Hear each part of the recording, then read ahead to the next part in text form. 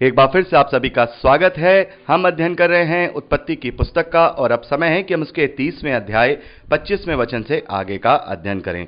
मेरे प्यारे भाई बहनों, मैं चाहूंगा कि आप इसको 25वें वचन से लेकर के लास्ट 43वें वचन तक और 31वें अध्याय को पूरा यानी कि पहले वचन से लेकर 55वें वचन तक स्वयं अपने आप से रीडिंग कर लीजिएगा, अपने आप से पढ़ लीजिएगा। यहां पर जो घटनाएं बताई गई हैं मैं आपको ओवरऑल तरीके से बताना चाहूंगा और मैं ऐसे बताऊंगा कि आपको सब कुछ उसमें पता चल जाए कि क्या क्या मेन घटनाएं यहां पर पाई जाती हैं। जैसा कि हम देखते हैं कि याकूब अपने मामा लाबान के यहाँ रहते हैं और वहाँ वो 7 साल सेवा करते हैं राहेल के लिए, और हम देखते हैं कि उनका विवाह जो लिया है उनके साथ हो जाता है। फिर वो 7 साल और सेवा करते हैं। विवाह तो उनका हो जाता है 1 सप्ताह के बाद ही जो राहेल हैं उनके साथ, लेकिन 7 साल और वो सेवा करते हैं राहेल के लिए एक्स्ट्रा। तो इस तरीके से हम देखते हैं 14 साल से भी ज़्यादा यहाँ पर समय जो याकूब हैं अपने मामा के यहाँ होते हुए रह गया, और हम देखते हैं कि परमेश्वर ने उससे बहुत ज़्यादा आशीषित किया। यानी उसके मामा लाबान के जितने भी भेड़ बकरियां और जो पशु थे, ऊंट थे, जो गधे थे, ये सब जो थे वहाँ बहुत आयत में उससे वहाँ पर हुए और वो बहुत ही फलवंत हुआ। तो अब यहाँ पर जब इतना समय रहते रहते यहाँ पर याकूब को हो गया, तो याकूब ने अब लाबान अपने मामा से कहा कि भाई अब मुझे काफ़ी समय अब यहाँ हो गया है, अब मैं चाहता हूँ कि मैं अपने पिता के घर लौट जाऊँ और वहाँ पर जो भी कुछ मैंने यहाँ किया है उसकी जो मजदूरी है वो मुझे मिल जाए। तो इस प्रकार की वहाँ पर बातें होने लगती हैं। तो लाबान कहते हैं कि भाई तेरे कारण मैं बहुत ही आशीषित हुआ हूँ और बहुत ज़्यादा मुझे मिला है जब तू यहाँ आया था, जब मेरे पास इतना था, और अब तू जब आया है उसके बाद मेरे पास कितना बढ़कर है। तो यहाँ पर हम देखते हैं इसी बात को लेकर के उनके बीच में इस बात की मजदूरी को लेकर के कि भाई जो याकूब है वो वहाँ से क्या लेकर के जाए, जो क्योंकि उन्होंने वहाँ सेवा की है तो वो वहाँ से क्या लेके जाए। तो उनके बीच में एक बात ठहरती है कि जितने भी जो भेड़ों के झुंड हैं उनमें से जो काली काली जो भेड़ें हैं और जो चितकबरी भेड़ें, यानी कि चितकबरी वो जो काली सफ़ेद हैं और एक जो पूरी काली हैं, तो वहाँ पर ये बात हुई कि भाई अब से जो इन भेड़ में बकरियों में जो बच्चे उत्पन्न होंगे वो अगर चितकबरे ठहरेंगे तो वो मेरी मजदूरी होगी और मैं उन्हें मजदूरी के रूप में अपने साथ ले जाऊंगा, और जो बिल्कुल प्योर ब्लैक होंगे वो लाबान यानी उसके मामा लाबान की ठहरेंगी, वो उसकी हो जाएंगी। तो इस प्रकार से ये वहाँ पर बात तय होती है कि ठीक है भाई, जब आप तुम यहाँ पर रहो और रह करके सेवा करो, यहाँ जो भेड़ बकरियां हैं उन्हें चराओ, उनकी रक्षा करो, और इस प्रकार से जो जो बच्चे इस प्रकार से होंगे वो तेरे ठहरेंगे, यानी कि जो चितकबरे होंगे वो याकूब के ठहरेंगे और जो काले होंगे वो लाबान के ठहरेंगे। तो वहां पर हम देखते हैं कि परमेश्वर बहुतायत से यहाँ पर जो याकूब हैं उन्हें आशीषित करते हैं।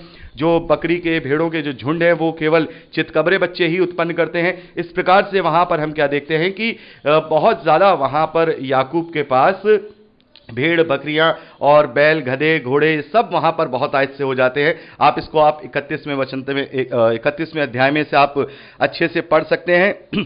इस प्रकार से वहां पर बहुत आयत से वहां वो इस चीज़ से परमेश्वर उन्हें आशीषित करते हैं। तो यहाँ पर हम देखते हैं इस कारण से कि धीरे धीरे करके जो बात उनमें तय हुई थी, लाबान में और याकूब में तय हुई थी कि भाई चितकबरे याकूब के ठहरेंगे, काले जो हैं लाबान के ठहरेंगे, तो धीरे धीरे करके लाबान की जो भेड़ बकरियों की जो संख्या थी वो कम होती चली गई और याकूब के जो भेड़ बकरियों की संख्या थी वो बढ़ती चली गई। इस कारण से जो लाबान है उसके जो बेटे हैं वो जो याकूब हैं उनसे गलत तरीके से उनकी दृष्टि करने लगे। जैसे एक कहावत है ना कि अपनी आंखें फेर लेना, तो इस प्रकार से ही याकूब देखते हैं कि लाबान ने भी याकूब से अपनी आंखें फेर ली थीं और वो नहीं चाहता था कि याकूब यहां से चला जाए। तो हम देखते हैं याकूब फिर उनको बिना बताए ही जो याकूब है वो लाबान के पास से भागने के लिए सोचते हैं, और जितना उनका था, क्योंकि वहां पर हम देखते हैं कि परमेश्वर उसे जो याकूब हैं परमेश्वर उनसे कहते हैं कि भाई मैं तेरे साथ हूं और मैं तेरे साथ हूं, मैं तुझे हर जगह आशीषित करूंगा। तो फिर वो वहां से निकलते हैं अपनी पत्नियों को, अपने बच्चों को और जितना भी उसकी मजदूरी में जो सामान आया था वो सब लेकर के वहां पर वो लाबान को बिना बताए वहां से निकल जाते हैं। लेकिन वहां पर हम देखते हैं जो राहेल है, यानी कि जो लाबान की बेटी राहेल है, वो अपने ग्रह देवताओं की मूर्तियों को भी चुरा के वहां ले जाती है। मेरे प्यारे भाई बहनों, इस बात से आप लोग विचलित मत होइएगा कि यहां पर जो राहेल है या राहेल के माता पिता हैं वो ग्रह देवताओं की मूर्ति को पूजते हैं। तो मैं आपको बताना चाहूंगा जो इब्राहिम है वो अपने खानदान में अकेले ही आशीषित हैं, जो कि मूर्ति पूजा से अलग हैं। जैसा कि मैंने आपको बताया भी था, एक बाइबल से अलग हट करके एक आपको मैंने घटना बताई थी जो यहूदी इतिहास में पाई जाती है। जो इब्राहिम हैं, उनके जो पिता थे वो मूर्ति बनाने वाले थे और मूर्ति पूजक हुआ करते थे, और इब्राहिम ने एक दिन उनकी सारी मूर्तियों को तोड़ दिया और एक मूर्ति को छोड़ दिया और उसके हाथ में लाठी को रख दिया और अपने पिता से कहा कि इस एक मूर्ति ने सारी मूर्ति तोड़ दी है। यह मैं आपको पहले ही बता चुका हूं। तो इस प्रकार से चूंकि जो लाबान है वो मेसोपोटामिया में रह रहे हैं, यानी कि उस समय की जो सभ्यता है, इराक के आसपास की जो फरात नदी है उसके आसपास का जो एरिया है, हारान का जो ऊपर की तरफ आप देखते हैं, तो ये इस वक्त ये अपने अपने ग्रह देवताओं की वहां पर उस वक्त उनकी पूजा किया करते थे, उनको ये सब किया करते थे। तो हम देखते हैं याकूब तो परमेश्वर को मानने वाला है, याकूब तो अपने दादा इब्राहिम, अपने पिता इसहाक के परमेश्वर को मानने वाला है, लेकिन जो उसकी पत्नियां हैं वो अभी भी भले ही उसकी कुटुंबियां जरूर हैं, लेकिन कहीं ना कहीं ग्रह देवताओं को मानने वाली भी हैं।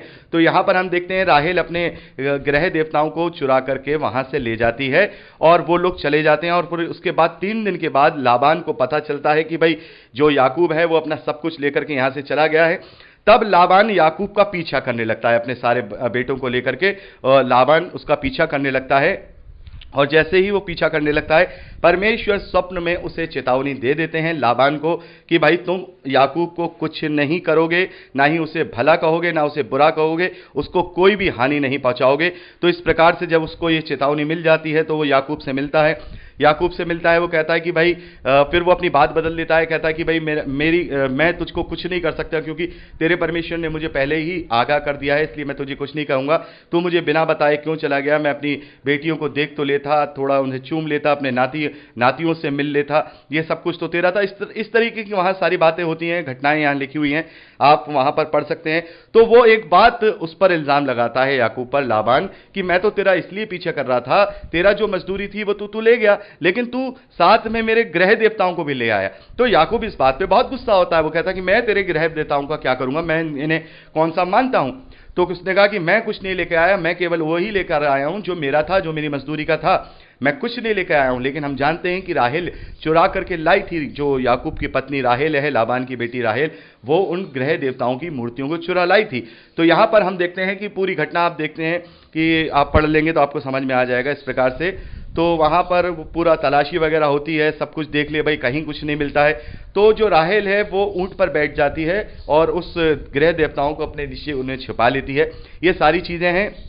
बहरहाल ऐसा ही सब कुछ होने लगता है, और इस प्रकार से जो याकूब हैं वो वहां से जाते हैं, और अंत में हम 43वें वचन से लेके 55वें वचन तक देखते हैं 31वें अध्याय में कि याकूब और लाबान के बीच में संधि होती है, और संधि होकर के वो फिर वहां से निकल जाते हैं। तो इस प्रकार से मेरे प्यारे भाई बहनों, हमने ये अध्ययन किया कि कैसे जो याकूब थे वो मेसोपोटामिया हारान में पहुंचे और वहां पर उनके विवाह हुए, और कैसे उन्होंने वहां पर जो लगभग 20 साल वहां पर बिताए हैं। 20 साल, 7 साल की सेवा उन्होंने पहले राहेल की, फिर बाद में उनकी लिया से शादी हो गई, फिर 7 साल उन्होंने और सेवा की, फिर 6 साल वहां पर मजदूरी के लिए, उसके भेड़ बकरों के लिए वहां पर उन्होंने लाबान के यहां सेवा की। तो इस प्रकार से 20 साल से भी ज्यादा का समय हम यहाँ पर याकूब की जिंदगी का देखते हैं। इस प्रकार से उनका विवाह होता है, और विवाह होकर के अपना सब कुछ लेकर के वो वहां से अपने घर की ओर वापस, यानी कि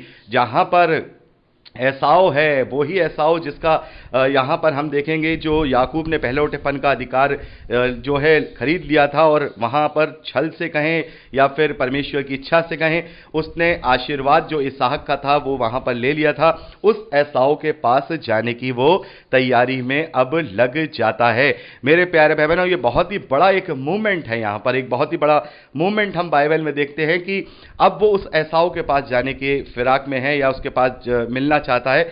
वो जानता है कि एसाव उसे देखते ही उसे वध करने की कोशिश करेगा, उसे मारेगा, क्योंकि एसाव उससे बहुत क्रोध रखता था, उसे यहां तक कि मारना भी चाहता था, क्योंकि जो भी कुछ किया था वहां पर जो याकूब हैं उनके साथ, कि 2 बार उसने, वो कहता भी है कि 2 बार इसने मेरे बीच में टांग अड़ाई है। इसके नाम के मुताबिक इसका नाम है याकूब, क्योंकि याकूब के नाम का मतलब टांग अड़ाना होता है, जैसे मैंने आपको बताया है। तो पहले तो उसने उसका पहलौठे होने का अधिकार ले लिया, और फिर उसने वो आशीर्वाद भी अपने पिता का याकूब ने ले लिया था। इस प्रकार से अब हम यहां पर देखते हैं 32वें अध्याय से जब आगे पढ़ेंगे तो एसाव से मिलने की तैयारी जो है जो याकूब हैं वो करते हैं।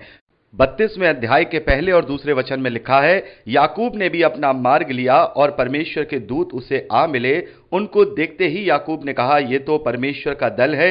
इसलिए उसने उस स्थान का नाम महनेम रखा, जिसका मतलब दो दल या फिर टू कैंप होता है। तो मेरे प्यारे भाई बहनों, यहां पर हम देखते हैं कि परमेश्वर उसके साथ था, परमेश्वर का दल उसके साथ था, और उसके दल के साथ जो उसका ग्रुप था या उसका जो कैंप था, उसके जो लोग थे, जितना भी वो एसाव से मिलने के लिए वहां से जा रहा था, क्योंकि अभी हमने देखा जो याकूब हैं और जो लाबान हैं उनके बीच में संधि होती है, और संधि होने के बाद वो वहां से रवाना होते हैं अपने भाई से मिलने के लिए। तो यहां पर हम देखते हैं कि परमेश्वर का दल उनके साथ है। और जब हम इंग्लिश की बाइबल में से पढ़ते हैं तो वहां पर लिखा है angel of God, angels of God, यानी कि परमेश्वर के दूत उससे वहां पर उसकी रक्षा के लिए मौजूद हैं, ताकि किसी भी तरीके से यहां जो याकूब है उसे किसी भी प्रकार का भय ना रहे। और हम आगे देखते हैं 3 वचन से लेकर 7वें वचन तक, फिर याकूब अपने कुछ मैसेंजर्स को, कुछ दूतों को आगे आगे भेज देते हैं ताकि वो उनके भाई को जाकर के उनका संदेश दे पाए। और बड़ी ही विनम्रता के साथ याकूब अपने भाई एसाव को यह संदेश देते हैं। वहां पर यह संदेश उन्हें दिया गया कि मेरे प्रभु एसाव से यूं कहना, तेरा दास याकूब तुझसे यूं कहता है कि मैं लाबान के यहां परदेशी होकर अब तक रहा, और मेरे पास गाय बैल गधे भेड़ बकरियां दास दासियां हैं, और मैं अपने प्रभु के पास इसलिए यह संदेश भेज रहा हूं ताकि उसके अनुग्रह की दृष्टि मुझ पर हो। तो यहां पर हम देखते हैं कि कुछ दूतों को इस तरीके का संदेश दे करके याकूब ने एसाव के पास आगे आगे भेज दिया ताकि वहां का समाचार वो लेकर के आ सके। और आगे 6 और 7वें वचन में हम देखते हैं कि जब वो दूत वापस याकूब के पास लौटे तो वो उसे बताते हैं कि भाई हम तुम्हारे भाई एसाव के पास गए थे, और वो तुझसे मिलने के लिए लगभग 400 पुरुषों को, 400 लोगों की सेना लेकर संग चला आ रहा है। तब 7वें वचन में हम देखते हैं कि याकूब बहुत डर जाते हैं और संकट में पड़ जाते हैं, और ये सोचकर अपने साथियों के और भेड़ बकरियों के और गाय बैलों के और ऊंटों के भी अलग अलग दो दल कर देते हैं। तो मेरे प्यारे बहनों, यहां पर हम देखते हैं कि एक अजीब सा डर यहां याकूब के मन में है, एक अजीब सा खौफ याकूब के मन में है। और जब उनके दूत उन्हें यह बताते हैं कि भाई 400 लोगों को लेकर के तुम्हारा भाई तुमसे मिलने को चला आता है, तो वो और ज्यादा सोच में पड़ जाते हैं और भी ज्यादा संकट में अपने आप को महसूस करने लगते हैं। 8वें वचन में लिखा है कि यदि एसाव आकर पहले दल को मारने लगे तो दूसरा दल भाग कर बच जाएगा। यानी कि इस तरीके से वो अपनी व्यवस्था करते हैं कि एक दो दल बनाते हैं, जो भी उनका कारवां था उसको 2 कारवां में बदल देते हैं। कारवां का मतलब आप जानते ही हैं। तो एक दल आगे आगे चलता है ताकि जब एसाव गुस्से में आकर के उन्हें मारे या उनके साथ गलत व्यवहार करे, तब पीछे आने वाला दल तो कम से कम अपने जान बचा करके भाग सकता होगा। इस प्रकार की पूरी योजना को लेकर के वो यहां पर आगे आगे अपने भाई एसाव से मिलने के लिए जाते हैं। आगे लिखा है, फिर याकूब ने कहा, हे यहोवा, हे मेरे दादा अब्राहम के परमेश्वर, हे मेरे पिता इसहाक के परमेश्वर, तूने मुझसे कहा था कि मैं अपने देश और जन्मभूमि में लौट जा और तेरी मैं भलाई करूंगा। तूने जो जो काम अपनी करुणा और सच्चाई से अपने दास के साथ किए कि मैं जो अपनी छड़ी लेकर इस यरदन नदी के पार उतर आया, अब तो मेरे 2 दल हो गए हैं। तेरे ऐसे ऐसे कामों से मैं एक के भी योग्य तो नहीं हूं। मेरी विनती सुनकर मुझे मेरे भाई एसाव के हाथ से बचा। मैं तो उससे डरता हूं कहीं ऐसा ना हो कि वह आकर मुझे और मां समेत लड़कों को भी मार डाले। मेरे प्यारे भाई बहनों, यहां पर जब मैं चाहूंगा कि आप इसको पूरा 21वें वचन तक अपने आप से पढ़ लीजिएगा। 32वां अध्याय आप पहले वचन से लेकर 21वें वचन तक आप इसको अपने आप से पढ़ लीजिएगा। मैं आपको पूरी व्यथा यहां पर जो याकूब के मन में है वो मैं आपको एक्सप्लेन करूंगा, क्योंकि ये एक्सप्लेन करना बहुत जरूरी है कि इस वक्त याकूब के मन की व्यथा क्या है। परमेश्वर ने उससे कहा कि तू वापस लौट जा, मैं तेरे साथ हूं। और परमेश्वर की आज्ञा को सुनकर, परमेश्वर की आज्ञा को मानकर जो याकूब हैं वो अपने भाई से मिलने अपने जन्म स्थान, अपनी जगह पर वापस लौट रहे हैं, और मन में अजीब सा डर है। परमेश्वर का दल अपने पास देख रहे हैं, परमेश्वर का दल उनके साथ आ मिला है, उसके बावजूद भी वो यहां पर डर रहे हैं, घबरा रहे हैं, परेशान हैं। उनकी व्यथा इस तरीके की है कि अब तो एसाव आकर के मुझे मार डालेगा और सब कुछ मेरा खत्म हो जाएगा। मेरे प्यारे भाई बहनों, ये वो समय था जब याकूब को परमेश्वर ने इतना सब कुछ दिया, आशीषित किया, सारी चीजें की, और याकूब ने परमेश्वर के कहे अनुसार ही अपने जीवन को उसके रास्ते पे लगा दिया कि जैसा उसने कहा कि तू अपने देश वापस चला जा, तो वो जा रहा है। लेकिन मन में डर लेकर के, अपने मन में डर लेकर के, अपने मन में संकट लेकर के, अपने मन में खौफ लेकर करके वो वहां पर जा रहा है। मेरे प्यारे भाई बहनों, यहां पर हम देखते हैं इस तरीके से वो अपने ऐसे ही दलों को और बांटता है ताकि झुंड झुंड करके वो आगे अपने भाई को सौंपता जाए, और भाई उनके साथ जो भी उसके मन में था कि भाई एसाव उन्हें मारेगा, क्योंकि दूत उन्हें आकर के बता रहे हैं कि भाई आपके भाई 400 लोगों को लिए चले आ रहे हैं। और 400 लोगों के लिए चले आने का मतलब यह है कि एक 400 लोगों की बड़ी सेना जो उनका बहुत कुछ नुकसान कर सकती थी। तो इस डर में आकर के वो अपने इस वक्त मतलब वो परमेश्वर की आज्ञा को भी मान रहे हैं, लेकिन मन में डर भी है। परमेश्वर की आज्ञा का भी पालन कर रहे हैं, लेकिन मन में डर भी है, मन में खौफ भी है, संकट भी है और बहुत ज्यादा परेशानी भी है। लेकिन वो परमेश्वर के कहे अनुसार अपने रास्ते पे चले जा रहे हैं, और कहीं ना कहीं उनके मन में ये विश्वास भी है कि भाई परमेश्वर ने मुझसे कहा है कि मैं तेरा कुशल करूंगा, मैं तेरा अच्छा करूंगा। तो इस प्रकार से वो आगे बढ़ते चले जा रहे हैं। तो इस प्रकार से वो अपने भाई एसाव से मिलने के लिए आगे बढ़ते हैं। आप 21वें वचन तक आप इस बात को पढ़ लीजिएगा। तो 22वें वचन से आगे का अध्ययन हम अगली रिकॉर्डिंग में करेंगे। प्रभु आप